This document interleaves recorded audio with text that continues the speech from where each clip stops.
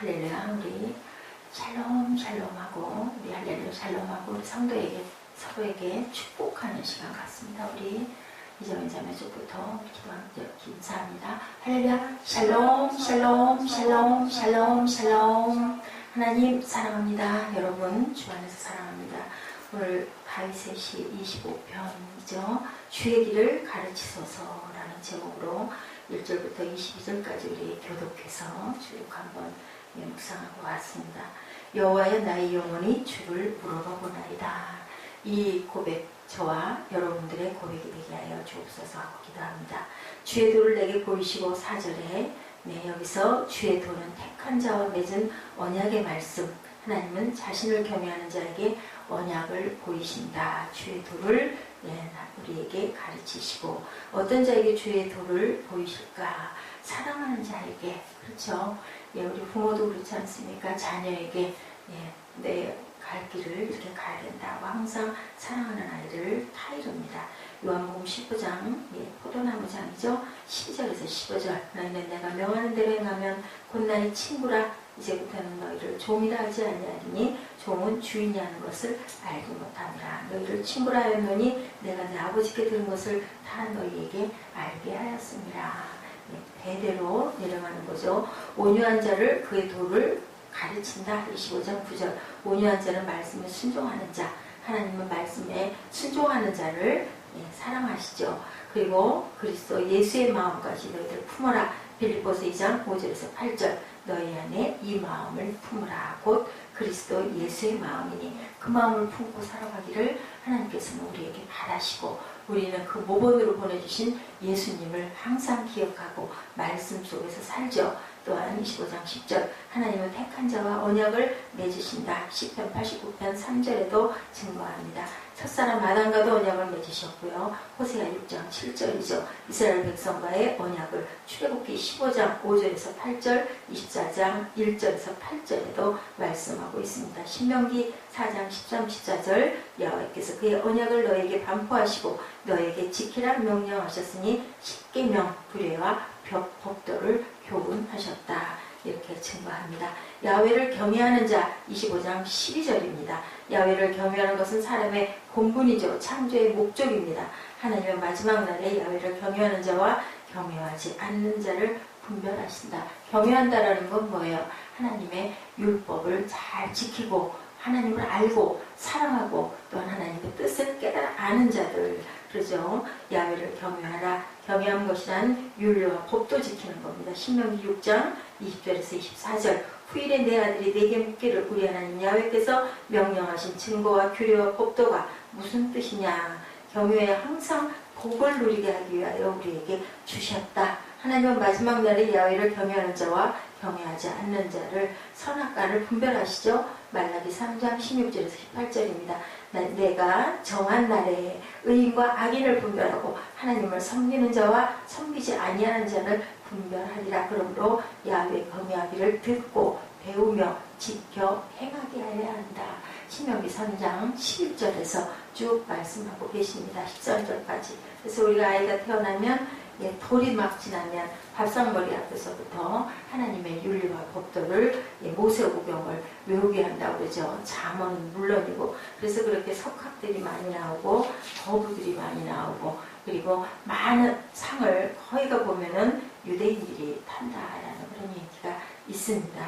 야훼를 경외하는 길, 주의 길을 가르치는 것, 우리 자녀에게, 우리 후대에게 가장 중요한 일입니다. 나의 영혼이 주를 우러러보나이다. 우리가 누군가를 열심히 우러러보면 그 우러러 보여지는 사람은 어떻게 하는가요? 우리 사람들 속에서도 우리 아이들이, 우리 후배들이 열심히 우러러보고 따라오면 그 얼마나 사랑스럽고 예쁩니까? 그러니까 무엇이든지 주고 싶어지죠. 그 마음입니다. 5절에 주의 진리로 나를 지도하시고 교훈하소서. 주는 내 구원의 하나님이시. 내가 종일 주를 기다리나이다. 종일, 왜 종일 주를 기다릴까요? 하나님의 음성을 듣고자 해서 기다립니다. 그렇기 때문에 우리는 어떻게 해요? 항상 기도하고 있어야 된다. 기도라는 것은 그 얼굴을 향하여 드사 하고 우리가 바라보는 거, 얼굴을 구하는 거죠. 여호와여 주의 긍휼하심과 인자하심이 영원부터 있었사오니 주여 이것들을 기억하옵소서. 그런데 또한 원수를 보소서 그들의 수가 많고 나를 심히 묘하나이다. 세상에는 어디에나 우리의 원수들이 이렇게 깔려있다. 다윗도 고백합니다. 내 원수를 보소서 그들의 수가 많고 나를 심히 미워하나이다. 내 영혼을 지켜 나를 구원하소서. 내가 죽게 피하니 수치를 당치 않게 해달라. 다윗에게 이렇게 많은 적들이 있었다라는 것. 그리고 내가 그 좋지 않았었던 때를 다 잊어버리시고 하나님 나를 그냥 주님 그 선하심으로 나를 바라보소서 이렇게 말씀하고 있어요. 그건 뭘까요? 7절 말씀. 내가 허물이 많사오니 그때를 나를 기억하지 말고 하나님 선하심으로 나를 기억해달라. 주의 길을 가르쳐달라. 야훼의 모든 길은 그 언약과 증거를 지키는 자에게 인자와 진리니 그 진리의 길을 내가 갈 수 있도록 알게 주옵소서 하고 기도합니다. 특별히 주의 길은 그것을 받아들이지 않는 사람에게는 비현실적으로 보이지만 우리들 하나님의 길을 받아들이는 우리들에게는 진리의 길이죠. 생명의 길입니다. 그리고 영원의 길입니다. 영생의 길이니 우리가 그 길을 어찌 가지 않겠사옵나이까라는 고백이 절로 나옵니다. 그 길이 얼마나 현실적이며 얼마나 우리를 사랑하시는 하나님께서 준비하신 가장 귀하고 좋은 길인지를 우리는 아는데 모르는 자들은 아이고 왜 저렇게 힘들게 살아 라고 얘기들을 합니다. 그런데 우리가 법칙을 잘 알면, 교통법칙 잘 알면, 뭐 파란불 켜지면 가고요, 빨간불 켜지면 서고요, 뭐 화살표 켜지면 돌아가고요, 뭐 그 어려울 게 아무것도 없죠. 근데 그걸 모르는 사람이 바라봤을 땐 저게 뭐야? 아무 길이나 그냥 갑니다. 그러다 죽죠.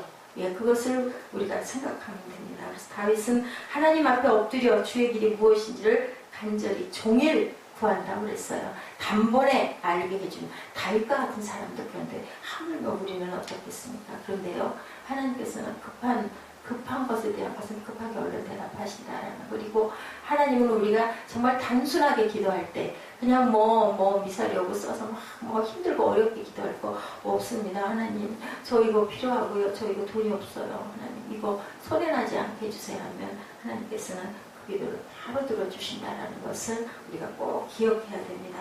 주를 바라는 자 인생은 무엇을 선택해야 하는가라고 고민할 때가 많죠. 항상 선택입니다. 이것이냐 한 가지만 딱 그 길밖에 없으면 좋겠는데 항상 여러 가지 길들이 있어서 우리가 선택할 때 이 길을 가도 저 길을 가도 힘든 것 같고 이렇게 해도 저렇게 해도 맞지 않는 것 같고 불안할 때가 많은데 하나님의 말씀대로 하나님이 보여주신 그 길대로 열심히 가고 큰 길 말고 작은 길, 서로길, 진리의 길, 고든 길, 바른 길, 내 양심에, 우리 마음 안에 누가 계세요? 성령께서 일하시잖아요.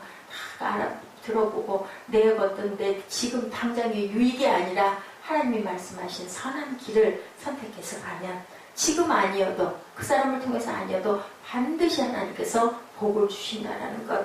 복이라는 게 뭘까요? 땅을 차지하는 복. 땅이 어디예요? 하늘을 차지하게 해주시는 그러한 좋은 축복이 온다는 것을 우리가 꼭 알아야 됩니다. 오늘 대학을 가야 할지 고민하고 오늘 아파트를 사야 할지 고민하고 우리에게는 하나님의 말씀하고 큰 답이 없는 것 같지만 진리의 말씀 속에는 다 답이 있죠. 그렇기 때문에 우리에게 하나님이 하늘의 지혜로 깨달음도 주신다는 것. 그래서 우리가 늘 기도해야 된다는 거. 기도했더니 당장 이렇게 대답하셨어. 항상 그렇게 얘기하는 그 부분에는 문제가 좀 있다라고 생각을 해야 됩니다. 하다못해 마다 테레사 같은 분도 그렇게 노벨 평화상을 타신 분도 깜깜한 암흑의 흑암에 하나님께서 전혀 대답하지 않고 내가 버려진 것 같은 그런 때가 있었다라는 그런 고백이 있습니다. 하물며 우리는 어떻겠습니까? 주의 진리로 나를 지도하시고 교훈하소서. 주는 내 구원의 하나님이시 내가 종일 주를 바라나이다. 이 고백을 늘 하시는 저와 여러분 되시기 바랍니다. 그리고 하루 종일 다윗도 기도했고 항상 무엇을 하든 하나님께 여쭙고 묻고 성령님 저와 함께 하세요. 차를 탈 때도 내가 혼자 타지만 성령님 내 옆에 같이 앉으셨죠? 하고 항상 얘기하시기 바랍니다. 우리 어저께 잠깐 봤죠? 오드락계 히로타다. 이름이 조금 어려워요. 얼마나 기가 막히게 정말 깜짝 놀랄 일 아닙니까? 저는 그렇게 다 할도 아무것도 없는 그러한 분이 초등학교 선생님을 하고 옆에 대신. 근데 어떻게 놀랍지 않아요? 그 잠깐 봐도 아이들의 얼굴과 이름을 다 알아요. 그죠? 스스로 부르면서 탁탁탁 짚고 가면서 앞에서부터 뭐 차례차례가 아니었죠? 쭉 가다가 나중에는 와가지고 뒤에 있던 학생들 쭉 짚고 와가지고 맨 앞에 있는 친구 맨 나중에 부르는 거 보세요. 딱 그거 한 가지로도 얼마나 열심히 노력을 하는지. 부족한 팔다리 대신에 머리가 있지 않느냐고 이렇게 얘기를 했다는 겁니다. 우리가 항상 모든 걸 다 갖고 있으면서 왜 뭐가 부족하다고 할까? 우리는 정말 움직일 수 있는 손이 있고 발이 있고 팔이 있는데 우리가 그것을 생각할 때 얼마나 감사한가. 내 모습 그대로가 소중해. 부모님이 이 부모님이 정말 훌륭하시잖아요. 병원에서 선천성 사지절단으로 태어난 오토를 보고 충격받은 부모를 위해서 들 것까지 준비했대요. 기절할 것 같아서. 아이고 하나도 아니고 그죠? 한쪽도 아니고 팔다리가 다 없이 태어나니 이미 의사선생님은 아시고 들어서 옮길 것까지 입원을 시켜야지 이거는 기절할 것이다 했다는 거예요. 그랬더니 엄마가 어머나 예쁜 우리 아기라고 그렇게 얘기를 했다고 합니다. 그의 부모는 누구에게나 오토를 자랑스럽게 소개했대요. 오토에게 너는 특별하다. 당연하죠. 특별한 거 아니에요. 그걸 꼭 우리는 뛰어나고 잘된 것만 특별한 게 아니라 팔다리가 없는 것도 사실 정말 너무너무 엄청 특별한 겁니다. 그의 엄마는 오토를 정말 건강한 아이처럼 돼 있고 혼자 밥 먹고 옷 갈아입고 글씨를 쓸 수 있게 훈련을 시켰다고 그래요. 밥을 도대체 어떻게 먹었을까? 저는 그래도 그게 궁금해요. 그래서 그 영화를 저는 꼭 볼 건데 혼자는 안 볼 겁니다. 꼭 같이 볼 거예요. 미리 보면 재미없을 것 같아서 저는 그 앞에 나온 예고편밖에 안 봤는데 어저께 우리 사무엘이 조금 더 큰 거예요. 그래서 그 뒤에가 나왔던 거죠. 그런 누군가가 그랬다잖아요.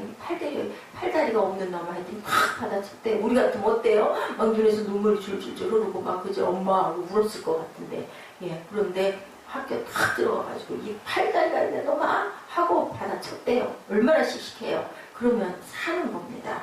그래야 살죠. 부모는 그렇기 때문에 그렇게 길렀던 거죠. 우리도 어떤 상황이든 이렇게 당당하게 대처할 수 있도록 우리 자녀들에게 또한 우리 이웃들에게 항상 그렇게 해야 되겠죠. 오토의 자아상 이처럼 건강한 것은 타고난 모습 그대로 사랑하고 소중히 여긴 그의 부모님의 덕분이었다. 자존감을 준 거죠. 너는 특별해. 잘 살아갈 수 있어. 얼마든지 할 수 있어. 이 마음을 가져. 나는 어떻게 계속 움츠리고 고개 숙이고 그러면 그렇게밖에 되지가 않고 뭐가 들이닥쳐요. 사단이 아주 아이고 밥 만났다 내 밥이다 하고 달겨든다는 거죠. 그러니까 항상 우리 누구에게 속에는 사단이 있어요. 그렇기 때문에 우리는 입술로 선포할 줄 알아야 된다. 무적으로 어떻게 이게 아니라 예수 이름으로 어디를 감히 네가 하나님의 귀한 자녀인데 막 이렇게 우리 스스로에게도 선포하고 상대방에게 뭔가 그런 게 보여졌을 때는 또 드러내놓고 막 앞에다 대고 이 사탄하고 안 되니까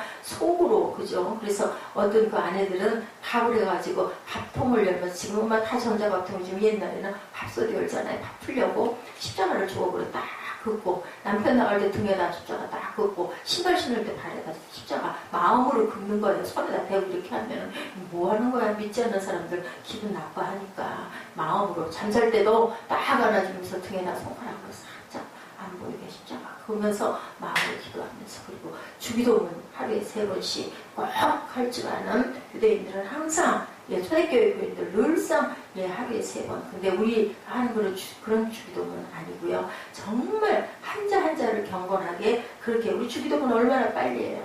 의미 없이 이건 아무 소용이 없다는 거죠. 또박 얼마나 깊은 뜻을 갖고 있어요. 우리 주기도문에 대해서 다시 한번 묵상하니까 알았던 부분이지만 그죠? 다시 새롭지 않습니까? 하나님의 사랑한 자녀를 있는 모습 그대로 사랑하고 기뻐하는 것 이는 자녀를 근본적으로 변화시키는 놀라운 양육의 원리다. 하나님이 주셨을 때는 어떤 대단한 뜻을 갖고 있는 거죠.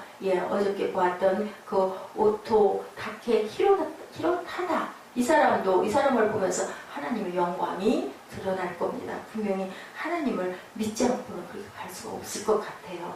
정말 소중한 사람이다. 1986년 11월 미국 애리조나주에 살고 있던 스미스라는 보석상인은 우연히 수석 전시회에 들렸다가 15달러짜리 가격표가 매겨진 돌멩이를 보고만 깜짝 놀랐다고 합니다. 그래서 주인한테 그렇게 물어봤대요. 이게 정말 15달러입니까? 그랬더니 이 돌 주인은 비싸다고 하는 줄 알고 5달러 깎아드릴게요 했다잖아요. 그래서 10달러를 주고 그 돌을 사다가 그냥 가지고 와서 원석을 해서 가공해서 목걸이와 팔찌와 반지를 만들었대요. 이것이 바로 엄청난 사파이어의 원석이었다고 합니다. 이 사람은요, 이것으로 인하여서 많은 제품을 만들어 팔았는데 10달러짜리 돌멩이가 228만 달러 어치의 가치를 말했다고 그래요.